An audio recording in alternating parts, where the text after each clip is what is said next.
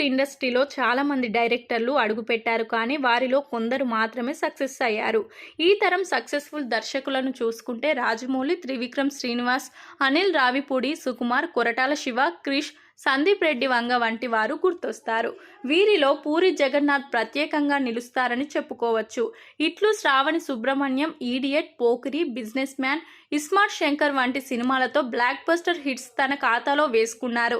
అయితే ఈ విజయాలను అందుకోవడానికి ముందు ఈ డైరెక్టర్ రియల్ లైఫ్లో చాలానే కష్టాలు పడ్డారు. మానసికంగా, శారీరకంగా ఎన్నో ఎదురు దెబ్బలు తగిలినా అతడు ముందుకే కొనసాగాడు తప్పితే వెనకడుగు వేయలేదు.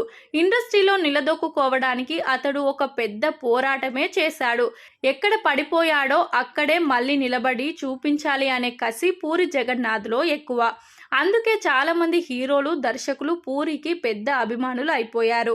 మొండి పట్టుదలతో ముందడుగు వేసే ఈ దర్శకుడిని చూసి చాలామంది కొత్త దర్శకులు ఇండస్ట్రీలో అడుగు పెట్టారంటే అతిశయోక్తి కాదు. అయితే ఎన్ని కష్టాలను ఎదుర్కొన్నా ఇండస్ట్రీలో చాలా ఒదిగి ఉంటారు పూరి జగన్నాథ్. అతనిలోని ఈ మంచి లక్షణాలు దిగ్గజ దర్శకుడు రాజమౌళికి చాలా బాగా నచ్చేశాయి. అందుకే ఈ దర్శకుడికి రాజమౌళి కూడా పెద్ద అభిమాని అయ్యాడని అంటారు.